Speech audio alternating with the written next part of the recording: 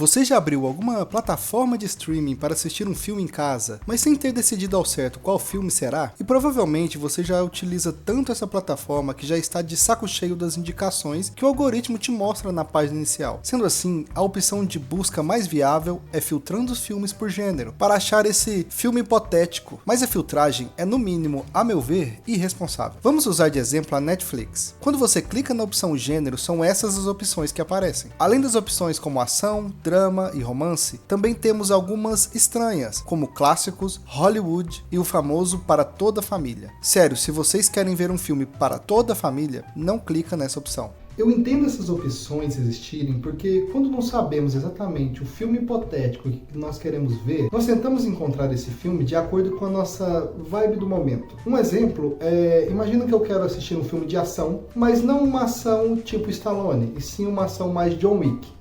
Eu tenho certeza que na cabeça de vocês já sabem exatamente o tipo de filme que eu tô pensando. Se os streamings utilizassem as filtragens de gênero de maneira correta, seria bem mais fácil acharmos esse filme que estamos procurando. Mas para que essa minha solução funcionasse, nós como público deveríamos saber o que é e principalmente o que não é gênero.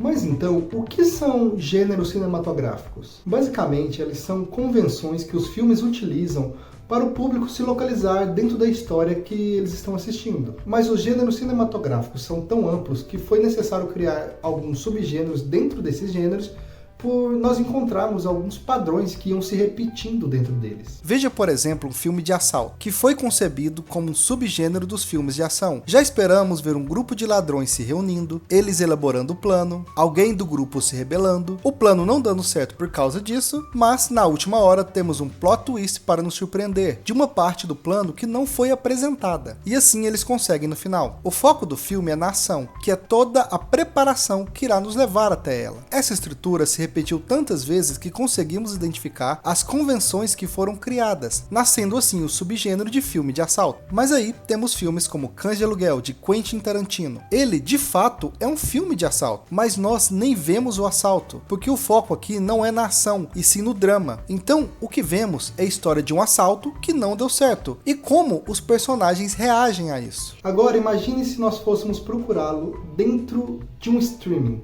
Aonde ele estaria? O subgênero de filme de assalto nasce dentro do gênero de ação, mas a partir do momento que conseguimos identificar as suas convenções já pré-estabelecidas, podemos alterar o foco dele, assim nascendo uma outra coisa. Então, se escolhêssemos a opção gênero e procurássemos o subgênero de filme de assalto, o correto seria não encontrarmos o filme Cães de Aluguel, pois ele deveria estar na opção drama dentro do subgênero de filmes de assalto. Eu sei que isso está ficando confuso, até porque para isso funcionar, todos nós deveríamos estar na mesma página, o que não é o caso. Mas para mim, não é porque o filme tem ação que ele pertence ao gênero de ação. Se eu fosse classificar os gêneros cinematográficos, eles seriam ação, aventura, comédia, romance, drama e terror. Simples assim. A partir deles, eu acredito que nós conseguimos chegar em qualquer outro lugar. Os gêneros cinematográficos podem ser, em um filme, apenas um plano de fundo, ou eles podem ser o foco principal. Eles conseguem ser tão amplos quanto restritos.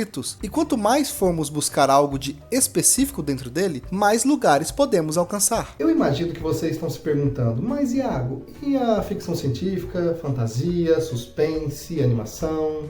É exatamente assim que eu imagino vocês. Desculpa. Bom, o foco desse vídeo não é esse, mas para resumir, ficção científica e fantasia são tropos cinematográficos. É uma convenção mais específica dentro de um gênero, que é algo mais amplo. Já a animação é uma linguagem, ou seja, é uma maneira mais técnica de se criar uma história.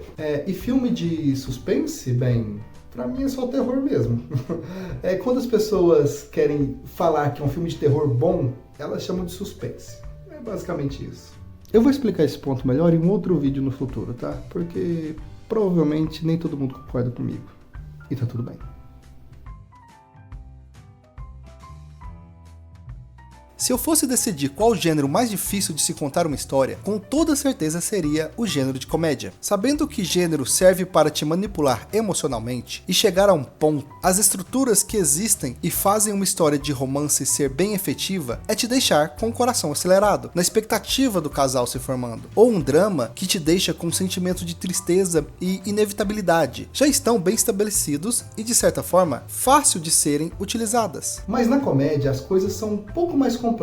A estrutura de quebra de expectativa ou setup punch já são algo muito bem estabelecidos e articulado dentro dos filmes. Mas se formos comparar com os demais gêneros, nos manipular emocionalmente dentro de uma comédia é muito mais complexo. O problema é que a comédia não é universal. Sorrir sim, mas a comédia estruturada não. Porque para que ela funcione, precise de um referencial ou de uma construção social específica. E você, como telespectador, precisa se ver nessa construção ou estar inserido nela de alguma forma. Um exemplo são aqueles filmes de comédia que relatam sobre a vida universitária americana. Nós aprendemos de maneira bem superficial vários signos dentro desse tipo de comédia, mas não por nos vermos inseridos, e sim por exposição que recebemos desse tipo específico de filme. Então, por mais que achemos filmes como American Pie, Eurotrip ou Não é Mais um Besterol Americano, adoro o nome desse filme, não nos relacionamos com algumas situações por serem específicas da vida americana. É claro que existem muitas formas de uma comédia fazer sentido para você, seja o roteiro, a atuação, o ambiente que a cena está inserido, mas o principal, na minha opinião, é o timing, ou seja, a entrega da piada. A mesma piada pode ser boa ou ruim, dependendo do timing que ela é entregue. Às vezes o silêncio ou uma pausa já é o suficiente para potencializar o efeito dela. Para você que tem interesse no assunto, na comédia stand-up temos vários exemplos desse timing, sendo produzidos no ao vivo. Vemos a construção que o comediante está fazendo, o setup, e a entrega final, o punch. Cada comediante constrói esse padrão da sua forma de criar expectativa e te colocando em um local confortável, para depois quebrando ela e te jogando um choque emocional. E nesse ponto, o timing é crucial. Quanto melhor for a sua entrega, maior será o resultado. Existem vários estilos de comédia, seja a comédia romântica, humor pastelão, humor azul, humor ácido, sitcoms, paródias, comédia de vergonha alheia e vários outros. E é muito raro que a gente ache graça de todos esses. Na maioria das vezes é menos da metade desses estilos que fazem a gente rir, o que já dificulta a comédia desde o início. Encontrar uma comédia que seja de fato efetiva é um trabalho árduo, principalmente porque nós já limitamos ela mesmo antes de saber se a piada é boa ou ruim. E depois disso existem todos esses outros motivos que eu falei anteriormente que fazem ela ter uma certa dificuldade de fazer sentido. Se é que a comédia tem que fazer sentido. Veja bem, a comédia não precisa fazer sentido para ser boa. Inclusive, a quebra de expectativa que ela gera muitas vezes vem do próprio nonsense. Mas se perder o referencial, a identificação ou o contexto já é o suficiente para nos perdermos dentro da piada. E assim, sua efetividade irá cair drasticamente. Acredito que já deu para perceber o porquê eu acho o gênero de comédia o mais difícil de se produzir. E isso é um dos motivos que me fazem acreditar o porquê vemos grandes atores de comédia que também se destacam quando vão fazer outros gêneros, como o drama, o romance e o terror. Esses gêneros precisam muito da entrega do autor, para que as emoções que eles geram através da tela cheguem até nós e podemos sentir junto a eles. E para mim não existe ninguém melhor nesse assunto do que Jim Carrey. Então, vamos falar de Todo-Poderoso?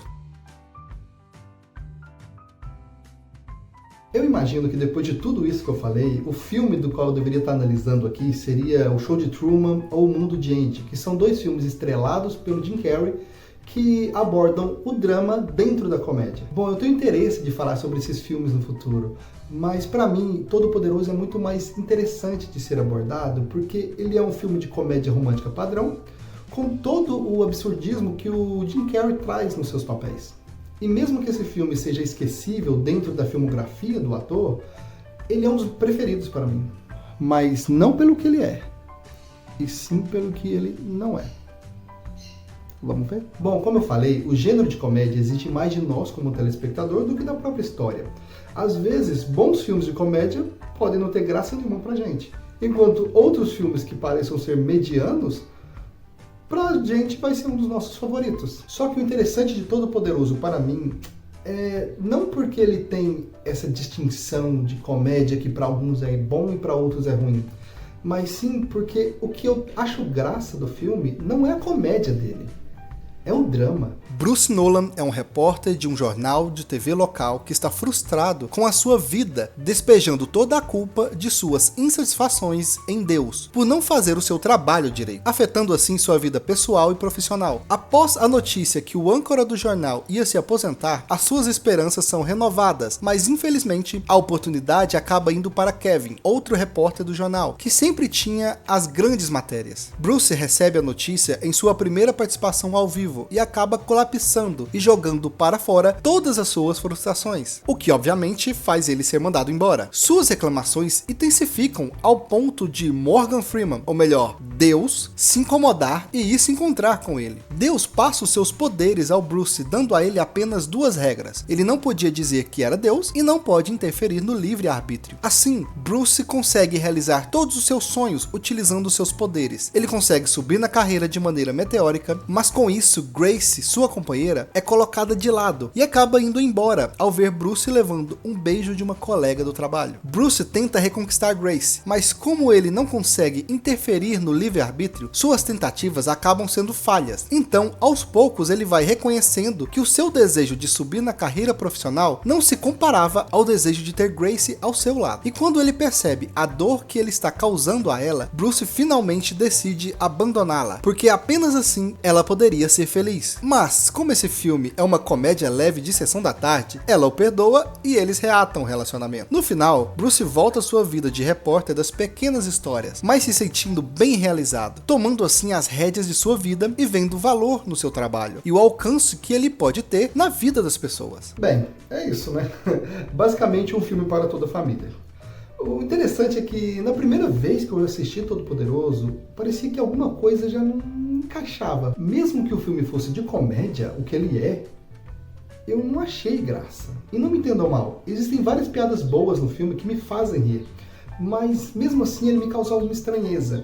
E demorou um pouco para me entender que essa estranheza vinha do Jim Carrey. A década de 90 foi a grande década que o alçou ao gênio da comédia, principalmente no ano de 94, em que ele estreia nos filmes Ace Ventura, Debi Lloyd e O Máscara, todos grandes sucessos de crítica e público. Com o passar dos anos, Jim foi cada vez mais evoluindo nas suas atuações, se aventurando em algumas atuações com mais tons de drama, como Pequeno Milagre, O Show de Truman e O Mundo de Andy, assim se colocando na história do cinema com 2 prêmios no Globo de Ouro. Então chegamos a Todo-Poderoso, e Jim Carrey já é um ator completo, que tem uma gama gigantesca de atuação. E não só isso, ele é produtor do filme, então o personagem não foi meio que escrito para fazer sentido em uma história. O personagem foi escrito para fazer sentido pro Jim Carrey, e é aqui para mim que acontece o descompasso principal do filme. Ele tem essa parte religiosa que eu não quero abordar aqui e todo o absurdismo, sabe, fantasia dentro do filme. Mas o interessante é que o mundo não é absurdo. O mundo é completamente normal. Todas as pessoas agem normalmente com suas vidas, seguem seus trabalhos, inclusive o Bruce. Aqui, Jim entrega uma atuação muito mais voltada para seus personagens mais caricatos, como Debbie e Ace Ventura, mas que ainda assim, ele não se torna um ser alheio nesse mundo. Ele é uma pessoa normal, com trabalho normal e problemas normais. E foi isso que fez para mim esse filme se tornar aquilo que ele não é, porque por mais que esses momentos de Jim no filme são para fazer comédia, o sentimento é muito real de desespero, angústia, insegurança e ansiedade. E com o passar dos anos, ele se torna ainda mais forte, com o pós-capitalismo e toda sua estrutura se desmoronando ano após ano. Todo mundo que trabalha já se sentiu desvalorizado, vendo seus esforços aumentarem e suas conquistas diminuírem. E Jim retrata isso em tela, de uma maneira dura e real, afetando seu relacionamento, já que o mesmo não consegue parar de focar no trabalho, resumindo a sua vida a isso. Mesmo quando ele ganha os poderes de Deus, ele também torna os seus deveres em trabalho desumanizado, sem ouvir o que as pessoas estão orando e apenas dando aquilo que elas pedem, sem se preocupar com os problemas que isso pode acarretar. No final, para mim, existe um potencial adormecido no filme, e com apenas algumas mudanças no roteiro e talvez uma direção mais controlada na atuação de Jim Carrey, faria o filme estar estrelado dentro dos filmes mais icônicos da filmografia de Jim. Não que o filme precise ser outra coisa. O filme é o que é, não que eu ou você quer que ele seja. E no final a pergunta que fica é: qual é o desafio da comédia, né? E para mim, depois de 20 anos e revendo o filme novamente, o que ficou não foi a comédia, e sim algo além dela. Assim como toda boa comédia. Então é isso, pessoal, mais um vídeo finalizado. Não deixem de curtir, se inscrevam e compartilhem o vídeo para alguém que vocês acham que possa curtir sobre o tema. Eu quis falar um pouco de maneira mais geral sobre a comédia e utilizando o filme Todo Poderoso, que é um filme que eu gosto muito, mas sem analisar ele tanto assim. Espero que vocês tenham curtido a proposta. Não se esqueçam também de me seguirem no Instagram e logo mais eu volto com mais conteúdo para vocês. Não se esqueçam que as ideias são vazias, mas o conteúdo não. Até uma próxima e tchau!